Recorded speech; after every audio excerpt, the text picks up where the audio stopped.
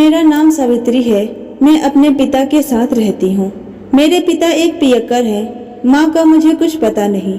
मैंने आज तक अपनी माँ को नहीं देखा और ना ही उनकी कोई तस्वीर हमारे घर में है। मैं जब अपने पिता से अपनी माँ के बारे में पूछती तो वह उल्टा मेरी माँ को ही बुरा भला बोलने लगते। मैं बहुत ही जल्लत भरी जिंदगी अपने घर में जी रही थी। घर में ठरकी लोगों का आना जाना लगा रहता। सब मुझे गंदी नजरों से देखते, पर इससे मेरे पिता को कोई फर्क नहीं पड़ता। उन्होंने घर का सारा सामान बेच दिया था। घर में अब कुछ भी नहीं बचा था। बस रह गया था तो सिर्फ यह खाली मकान, जिसमें छोटे छोटे 2 कमरे और एक छोटा सा हॉल। लोगों से सुना है कि यह मकान भी मेरी माँ के बदौलत ही है, वरना मेरे बाप जिस तरह का इंसान है उसे तो कोई किराए का मकान भी ना दे। अब मेरे पिता की नज़र मेरे ऊपर थी। घर में तो कुछ बचा नहीं था, थी तो बस मैं। मेरे पिता मुझे बेचना चाहते थे। मैं अपने पिता की नीयत अच्छे से समझ गई थी। मैं अपने पिता से बहुत डर डर के रहती, ज़्यादा उनसे बात नहीं करती, अपने कामों से मैं मतलब रखती, क्योंकि मेरे पिता पूरे दिन दारू के नशे में धुत रहते और हमेशा उनके मुंह पर गंदी गंदी गालियाँ होती। मेरे मोहल्ले में एक लड़का था जिसे मैं पसंद करती थी और मैं उससे शादी करना भी चाहती थी। मैंने बिना देरी किए अपने पिता को यह बात बता दी। इस पर मेरे पिता ने मुझे बहुत मारा और उस लड़के से मेरी शादी करने के लिए इनकार कर दिए। उन्होंने मुझे इतना मारा कि मेरे शरीर से खून निकलने लगा था। उन्होंने मुझे कमरे में बंद कर दिया और बाहर से ताला लगाकर वे कहीं चले गए। मैं जिससे प्यार करती थी उसका नाम मदन था। मैंने मदन को पहले ही सब कुछ बता दिया था और मैंने उसे यह भी बता दिया था कि आज मैं अपने पिता से बात करूंगी। तुम मेरे घर के आसपास ही रहना और अगर तुम्हें कुछ भी गलत लगे तो मुझे बचाने की कोशिश करना, क्योंकि मुझे पता था मेरे पिता कैसे हैं। कहा वो मुझे अपनी अयाशियों का जरिया बनाना चाहते थे। अगर मैं शादी कर लेती तो उनका पैसा आने का साधन जो चला जाता। मदन छत के जरिए घर के अंदर घुसा और मुझे कमरे से आजाद कर अपने साथ बहुत दूर लेकर चला गया, जहां मेरे पिता का साया भी मुझ पर ना पहुंच सकता। हम दोनों ने मंदिर में शादी कर ली और अपना एक नया आशियाना बसा लिया। हम दोनों एक दूसरे के साथ बहुत खुश थे, मानो जो मुझे जिंदगी से रुस्वा थी अब खत्म हो गई थी। अब मेरी जिंदगी में खुशियों की लहर दौड़ पड़ी थी। मदन कमाता और घर का खर्चा उठाता। हमारी लाइफ में एक नया मोड़ आया जब मुझे यह पता चला कि मैं प्रेग्नेंट हूँ। हमारी खुशियों का तो कोई ठिकाना नहीं था। मदन अभी से ही अपने आने वाले बच्चे के लिए तैयारी करना शुरू कर दिया। मैं जब मदन से पूछी कि तुम्हें बेटा चाहिए या बेटी, तब उसने बताया पहले बेटा और फिर बेटी। मैंने पूछा ऐसा क्यों? मदन ने कहा क्योंकि बेटा अपने माता पिता का सहारा होता है। बेटियां दिलों में अरमान और प्यार जगाकर पराई हो जाती है। मैं चाहता हूँ जब मैं अपनी बेटी की शादी करूँ तब हमारे घर में भी हमारी बहू हो, ताकि बेटी का जाने का गम मुझे ज्यादा ना खले।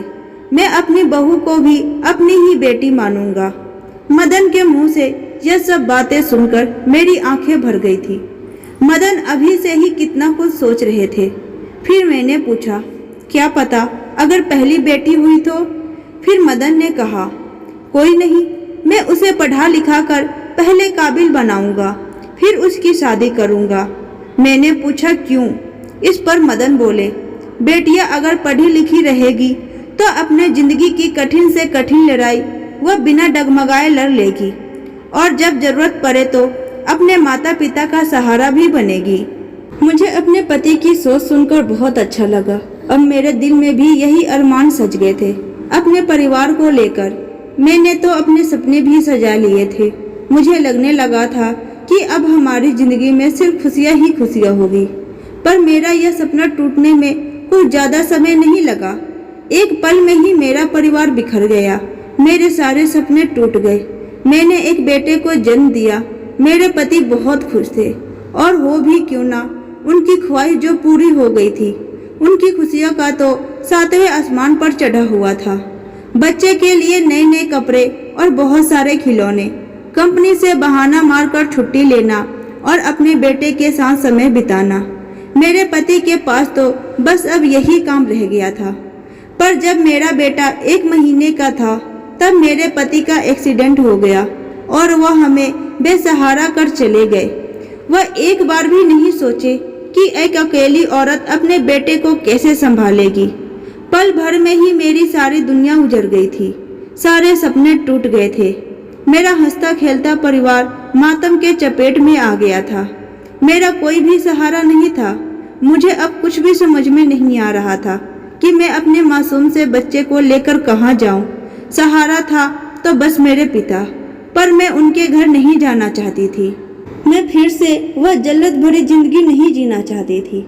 इसलिए मैंने फैसला लिया कि मैं अकेले ही अपने बच्चे को पालूंगी।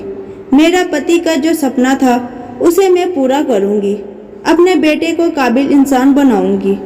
मैं खुद भूखी प्यासी रहकर अपने बेटे की देखभाल करने लगी। दूसरों के घर काम करना और एक एक पैसे अपने बेटे के भविष्य के लिए इकट्ठा करना। एक अकेली औरत देखकर कई लोगों ने मुझे अपना निशाना बनाना चाहा, पर मैं डटकर सबका सामना करती। कभी कभी तो अपनी जिंदगी से तंग आकर खुद को मार देना भी चाहती थी, पर अपने बेटे को देखकर रुक जाती। अब मेरी जिंदगी का मकसद था तो सिर्फ मेरा बेटा। मैं कई कई दिनों तक खुद भूखी रह जाती। जब मेरे शरीर को खाने की जरूरत होती तभी मैं खाना खाती, वरना पानी पीकर काम चला लेती। मैंने अपने बेटे की पढ़ाई में कोई कमी नहीं छोड़ी। समय की रफ्तार अपनी तेजी से चल रही थी, मुझे और मजबूत भी बना रही थी। धीरे धीरे मैं खुद को चट्टान बना ली थी। बोलना तो अब मेरा आदत बन चुका था। मैं बहुत ज्यादा बोलती थी। मेरे बोलने की वजह से बहुत लोग परेशान होते। बोलने का मतलब यह नहीं कि बात करना, बल्कि मैं कुछ भी गलत बर्दाश्त नहीं करती। अगर मेरे सामने कोई गलत तरीकों से काम करता तो मैं बोलने लगती। मैं खाना बहुत अच्छा बनाती थी, इसलिए अब मेरी जॉब एक कैंटीन में लग गई थी, जहां मैं हॉस्टल के बच्चों के लिए खाना बनाती थी। इस नौकरी ने मेरी जिंदगी को आसान बना दिया था, क्योंकि अब मैं हॉस्टल में खाना बनाती और वहीं पर रहती। मेरा बेटा पढ़ लिख कर एक अच्छे से कॉलेज का लेक्चरर बन गया था। मेरा बेटा बोलता है कि माँ, अब तो कैंटीन में खाना बनाना बंद कर दो, पर मैं उसे मना कर देती थी। मेरा बेटा कमाता और मेरा घर चलता, पर उस कैंटीन में खाना बनाना मुझे बहुत अच्छा लगता था, क्योंकि बुरे वक्त में वह कैंटीन ही मेरे साथ था। वहाँ के बच्चों से मुझे बहुत लगाव हो गया था। कई बच्चे कॉलेज से बाहर निकल गए थे, पर अभी भी बहुत सारे बच्चे थे जो मुझसे प्यार करते थे। एक दिन मेरा बेटा मेरे पास आया और एक लड़की की फोटो दिखाते हुए बोला, माँ, मैं इससे प्यार करता हूँ और मैं इससे शादी करना चाहता हूँ। मैं कॉलेज के समय से ही इसे पसंद करता हूँ। मुझे अपने बेटे के पसंद से कोई आपत्ति नहीं थी। मैंने दोनों की शादी करवा दी। अब मेरा परिवार पूरा हो चुका था, बस थोड़ी कमी थी बच्चों की, पर वो भी पूरी हो जाएगी। मेरे बेटे ने अपना एक घर खरीद लिया था। मेरी भी अब उम्र हो गई थी। शरीर धीरे धीरे जवाब देने लगा था। मेरी बहुत सुंदर थी, बस खाना वो थोड़ा अच्छा नहीं बनाती थी। मैं उसे हर बार बोलती कि मुझसे पूछ लिया कर, पर वो नहीं पूछती। मैं हमेशा अपनी बहू को कोई ना कोई बात पर सुनाती रहती और वो चुपचाप सब कुछ सुनती, मुझसे कुछ भी नहीं बोलती थी। मैं भी अपनी आदत से लाचार थी। धीरे धीरे मेरे बेटे 2 बच्चों का बाप बन गया, एक लड़का और एक लड़की का। मेरा बेटा मुझसे बहुत प्यार करता था। मैं कुछ भी बोलती तो वो कोई भी जवाब नहीं देता, बस हंसकर मुझसे बोलता। पर मेरी बहू और मेरे पोता पोती को मेरी बात बहुत कड़वी लगती और वो लोग मुझे बात बात पर सुनाते रहते, पर मुझे उससे कोई फर्क नहीं पड़ता। एक दिन मेरी बहू बीमार पड़ गई और डॉक्टर ने बताया कि वो डिप्रेशन में जा रही है। जब मेरे बेटे ने अपनी पत्नी से इसका कारण पूछा तो उसने मुझे अपनी इस हालत के जिम्मेवार ठहराया और मुझे घर से निकल जाने तक को कह दिया। मेरा बेटा कभी भी मुझसे नहीं कह सकता था कि माँ तुम इस घर से चली जाओ, इसलिए वह कोशिश करता कि वह इस सिचुएशन को अच्छे से संभाल सके। पर मेरी पोती अपनी माँ की यह हालत बर्दाश्त न कर पाई और उसने मुझसे आकर साफ साफ मुझे घर से चले जाने को कह दिया और मुझे बताया कि बहू की यह हालत मेरी वजह से हुई है। यह बात मेरे दिल को बहुत लगी। मैं अपना गुस्सा उस पर ही निकालती जो मेरा अपना था। जैसी मैंने जिंदगी जी है, उस जिंदगी ने मुझे ऐसा बना दिया था। बहुत दुख से मैंने अपने बेटे को एक पत्र लिखा, जिसमें मैंने यह लिखा था कि मैं जानती हूँ बहू की इस हालत की जिम्मेवार मैं हूँ। बहू नहीं चाहती कि मैं इस घर में रहूँ, इसलिए मैं अपने बच्चों की खुशी के लिए इस घर से जा रही हूँ। मुझे ढूंढने की कोशिश मत करना और अपना घर को अच्छे से संभालना। मैंने यह खत अपने बेटे के जेब में रख दिया था जब वह कॉलेज जा रहा था।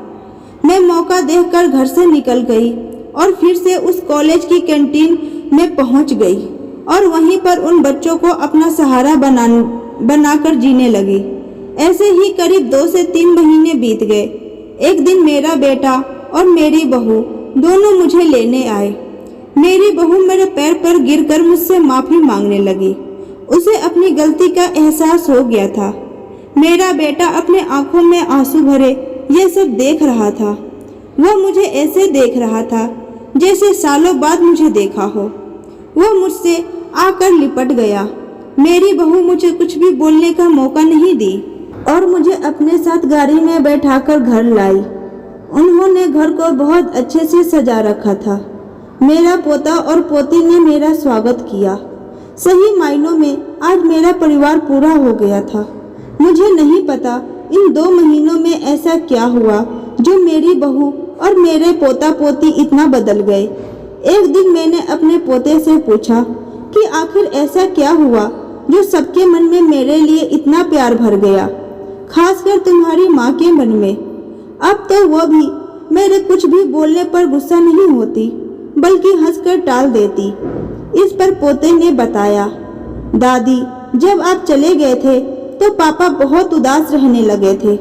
मम्मी ने तो पापा को साफ मना कर दिया था आपको ढूंढने से, पर पापा लाचार आपको पूरे दिन याद करते, ना ढंग से खाना खाते ना कुछ। पापा की यह हालत देखकर मम्मी पापा पर बहुत गुस्सा करती। एक दिन मैं बाहर गया था और वहीं से खाना खाकर आया। पापा ने भी खाने से मना कर दिया। तब मम्मी बहुत गुस्सा हुई और उन्होंने मुझे जबरदस्ती खाना लाकर पकड़ा दिया और बोली कि इसे खत्म करो। मैं नहीं जानती तुम्हें भूख है या नहीं। अगर तुम्हें बाहर से ही खाना खाने वाले थे तो मुझे पहले बता देते, मैं खाना नहीं बनाती। तुम लोगों ने मुझे परेशान करके रख दिया है। माँ बहुत ज्यादा मुझ पर गुस्सा कर रही थी। मैं भी माँ को गुस्से में कुछ बोल गया। माँ गुस्से से वहाँ से चली गई। फिर पापा ने मुझे प्यार से समझाया, बेटा ऐसे ही होती है माँ, चाहे वह हमें कितना भी मार ले, कितना भी डांट ले, पर वह हमसे बहुत प्यार करती है। अगर हम 1 रोटी मांगेंगे तो वह 4 रोटी देगी। मैंने अपनी माँ को बहुत कष्ट उठाते देखा है। खुद भूखे रहकर वह मेरा पेट भरती थी, मेरी खुशियों का ख्याल रखती थी। बेटा जब तक माँ है तब तक हमें उसकी कद्र कर लेनी चाहिए। जब वह नहीं होती हमारे पास, उस समय हमारे बारे में सोचने वाला कोई भी नहीं होता। माँ से ज्यादा इस दुनिया में हमसे कोई प्यार नहीं कर सकता। अगर तुम्हें तुम्हारी मम्मी कुछ भी बोलती तो तुम उसका मुस्कुराकर जवाब दे देना। देखना उसका दिल पिघल जाएगा। गुस्से का क्या है, कुछ देर के लिए आता है और फिर चला जाता है। पापा की यह बात मम्मी गेट के पीछे छुपकर सुन रही थी। उस दिन माँ को आपकी अहमियत समझ में आ गई थी। अब हम भी मम्मी से बिल्कुल नहीं लड़ते। वह कुछ भी बोलती तो हम हंसकर उन्हें लाड लडाने लगते। उनका दिल भी पिघल जाता और वह गुस्सा भूल जाती। माँ को अपनी गलती का एहसास हुआ और उन्होंने पापा से बात कर अपनी गलती के लिए माफी मांगी और आपको घर लाने की जिद की। दादी मम्मी अब बहुत बदल गई है और हमारा परिवार भी। आज मैं खुश थी और अब अगर मैं मर भी गई तो मुझे कोई गम नहीं था, क्योंकि अब मैं अपने पति का सामना करने के लिए तैयार थी। अब मैं गर्व से अपने पति से कह सकती थी कि देखो, यह हमारा परिवार है जो आपने मेरे भरोसे छोड़ दिया था। मैंने हमारा यह परिवार बिल्कुल आपके सपने की तरह ढाला है। दोस्तों, उम्मीद करती हूँ आज की कहानी आपको पसंद आई होगी। वीडियो अच्छी लगी हो तो वीडियो को लाइक करें, चैनल पर नए हैं तो चैनल को सब्सक्राइब करें और कमेंट बॉक्स में अपनी राय बताएं। धन्यवाद।